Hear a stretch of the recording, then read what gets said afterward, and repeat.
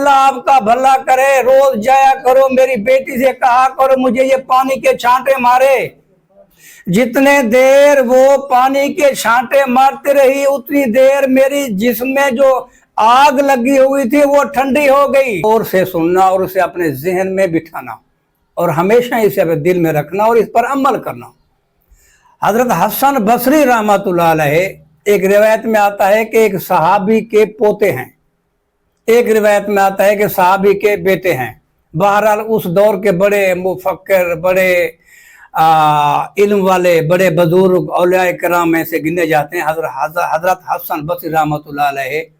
एक दिन दरिया पे वुजू कर रहे थे तो दरिया की कुछ साइज इस तरह थी किनारा कि वो यू की शक्ल का था। तो हजरत हसन बसरी बैठे वुजू कर रहे थे, सामने कोई लड़के निहार रहे थे। तो हजरत हसन बसरी रहमतुल्लाह ने देखा कि एक लड़का जो डुबकियां भी खाता है, ऊपर भी निकलता है, उसके बाल बड़े हैं। तो सोचने लग गया कि ये औरत नहीं हो सकती किसी की। तो वुजू करके उनकी तरफ चल पड़े।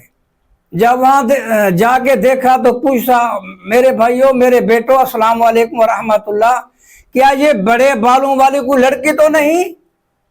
तो किसी ने जवाब दिया, हसन बसरी तुझे क्या, वो लड़की है, हमारे साथ निहार रही है, डुबकियां ले रही है, तुझे क्या तकलीफ हो रही है? तो हसन बसरी रहमतुल्लाह अलैह ने पूछा उनसे, ये लड़की कौन है, किसकी बेटी है? तो जवाब मिला कि ये फुलां बंदे की बेटी है। तो हजरत हसन बसरी रहमतुल्लाह ने फरमाया, ओहो, इसका वालिद तो फौत हो चुका है, इसकी यही तरबियत के वालिद की वफात के बाद ये गैर मर्दों के साथ दरिया में निहाए नंगी हालत में। तो हजरत ने उसको वहां से आवाज लग गई, बेटा तुझे शर्म नहीं आती, तुझे हया नहीं आती, आप इतनी आजाद हो चुकी हैं कि गैर मर्दों के इकट्ठे दरिया में निहा रही हैं, इसलिए कि तेरा बाप नहीं, तुझे कोई संभालने वाला नहीं, तुझे कोई नसीहत करने वाला नहीं। तो वो लड़की सुन रही थी ये बातें। हसन बसरी दरिया के किनारे खड़े होकर उसको नसीहत कर रहे थे। तो वो डुबकियां खाते, तैरती तैरती डुबकी खाती, वो भी दरिया के किनारे के नजदीक हसन बसरी रहमतुल्लाह अलैह के नजदीक पहुंच गई।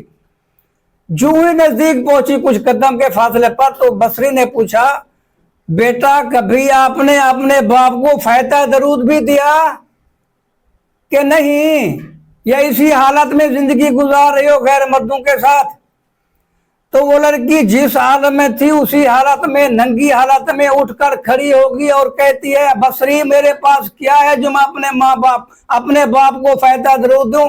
उसने पानी के ऐसे चुल्लू भर उछाल दिए, मेरे पास इस पानी के चुल्लू के अलावा तो और कुछ नहीं, पानी के इन छांटों के अलावा तो और कुछ नहीं, और मैं क्या दूं अपने बाप?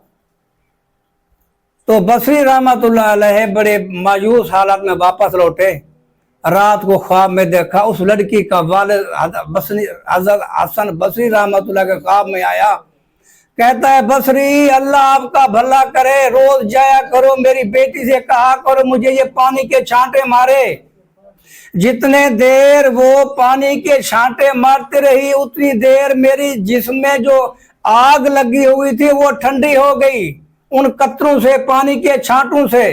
वो जिस हालत में थी, उसका जैसा भी अमल था, उसने अपना अल्लाह को आप जवाब देना, लेकिन मुझे उस छांटू ने चंद सेकंड और चंद मिनट के लिए मुझे सुकून दे दिया।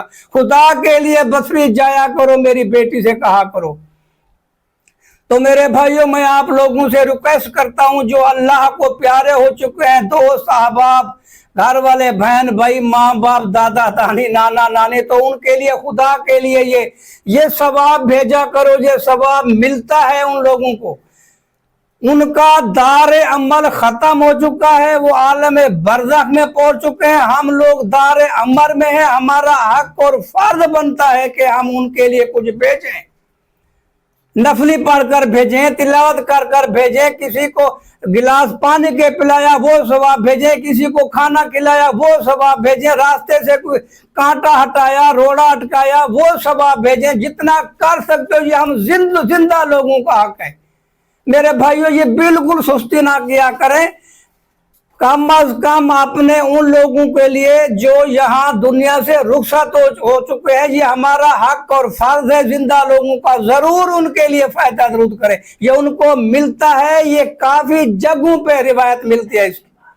میں امید رکھوں گا آج کے بعد جو میری ویڈیو یا جو میرا یہ پیغام سنے گا وہ اپنے ان لوگوں کو ضرور فائدہ ضرور دے گا، اور ان کو فائدہ ہوگا، ان کو ثواب ملے گا، ان کے گناہ مٹیں گے، ان کے درجے بڑھیں گے، وہ جنت میں جائیں گے انشاءاللہ۔